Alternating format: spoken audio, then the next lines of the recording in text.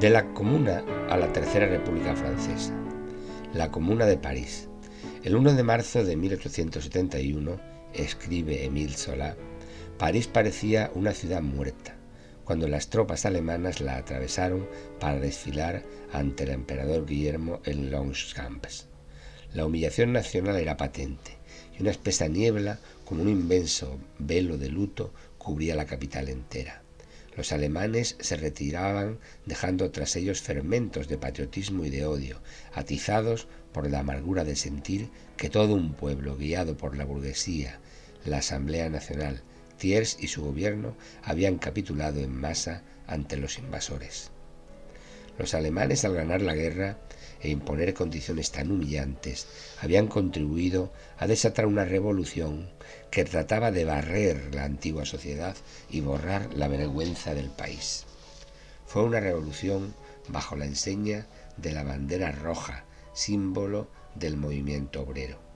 En la proclamación del 19 de abril se declara la autonomía de todas las ciudades en los distintos departamentos de Francia y que el fundamento de la unidad nacional solo está en la decisión libre de asociarse. Se reconocen legalmente los derechos de reunión, prensa y la enseñanza gratuita y obligatoria. Se suprime el trabajo nocturno, se requisan los pisos vacantes y los talleres abandonados por sus dueños son dirigidos por comités obreros en régimen de autogestión. Thiers, que se había trasladado con el gobierno a Versalles, había enviado ya el 18 de marzo las primeras tropas para recuperar los cañones que habían sido tomados por los elementos radicalizados antes incluso de que las tropas alemanas abandonaran definitivamente París. La expedición desencadenó un sangriento combate entre los elementos revolucionarios apoyados por la Guardia Nacional y las tropas llamadas los versalleses. Dos generales leales al gobierno de Versalles fueron fusilados por los insurgentes. Pero en mayo, un ejército de 170.000 hombres, mandados por el general MacMahon, avanzó hacia París. Durante los meses de abril y mayo se produce una auténtica guerra civil con auténticas batallas, toma de rehenes y fusilamiento de los prisioneros por ambas partes. El 21 de mayo, al fin las tropas de MacMahon logran entrar en París, en un París en ruina, donde la Comuna llama a la población a una resistencia desesperada. Las calles están erizadas de barricadas y son tomadas puerta por puerta. Arden manzanas enteras de casas debido a los obuses incendiarios arrojados por el ejército. La leyenda urbana de las mujeres petroleras incendiarias nace para justificar estos grandes incendios destructivos que estallaron en París con ocasión de la represión de la Comuna.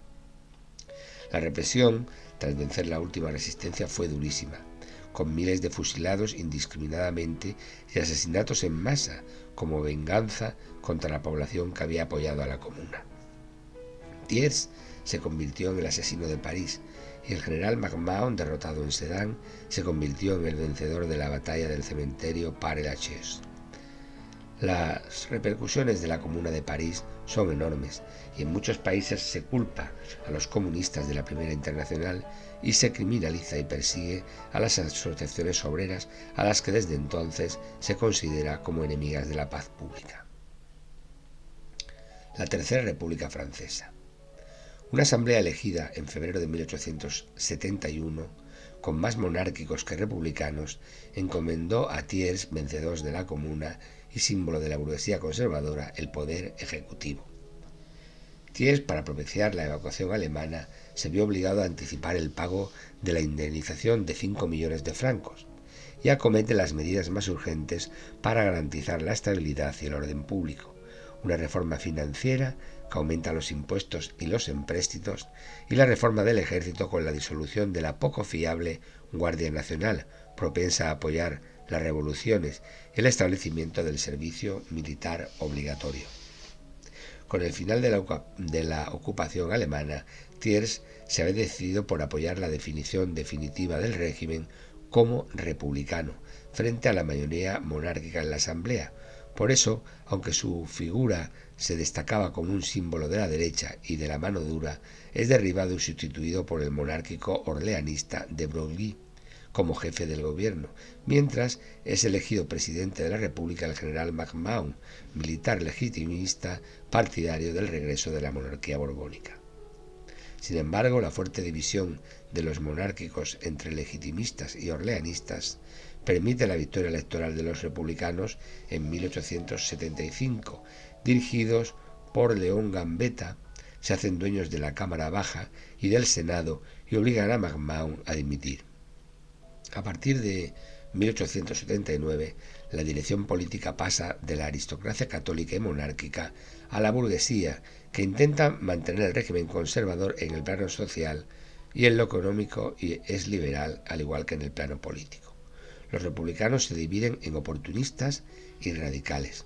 En la extrema izquierda, los radicales de Clemenceau defienden un programa revolucionario con supresión del Senado, separación de la Iglesia y del Estado y reducción importante de la jornada de trabajo. Es un periodo de inestabilidad en el que el político más destacado es Jules Ferry. Bajo su dirección se inicia a ritmo prudente una serie de profundas reformas que calarán y permanecerán desde entonces como rasgos definitorios de la política francesa. La secularización del Estado y la vida social con la ley del divorcio y la escuela laica, la reforma educativa en la que la instrucción primaria se convierte en obligatoria y gratuita, y la aparición de una serie de leyes que regulan las libertades públicas y los derechos de reunión, de prensa y los derechos sindicales. Durante este periodo, Francia logra recuperar su antiguo poderío gracias a sus posesiones de ultramar. En 1881, Túnez se convierte en protectorado francés, lo que amplía considerablemente las posesiones francesas en África del Norte. Argelia ya había sido tomada, y con su acción sobre Madagascar, Ferry sentó las bases del poderío francés sobre el África occidental.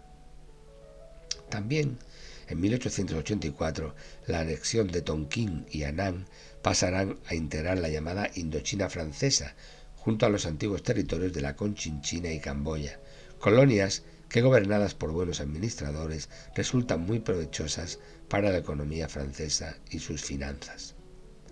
Pero Ferry tenía detractores muy poderosos en la asamblea y en la prensa.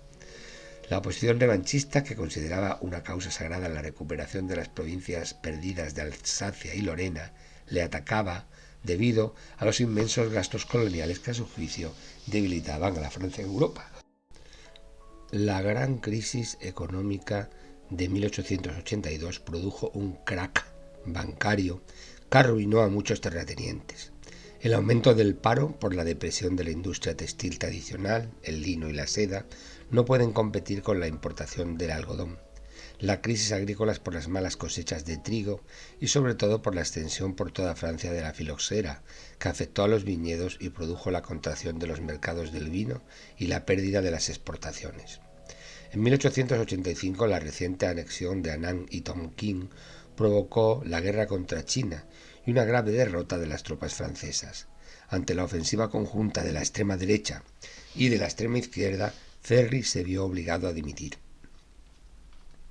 Con la caída de Ferry en 1885 se inicia un periodo de crisis que pone en peligro la misma subsistencia del régimen republicano.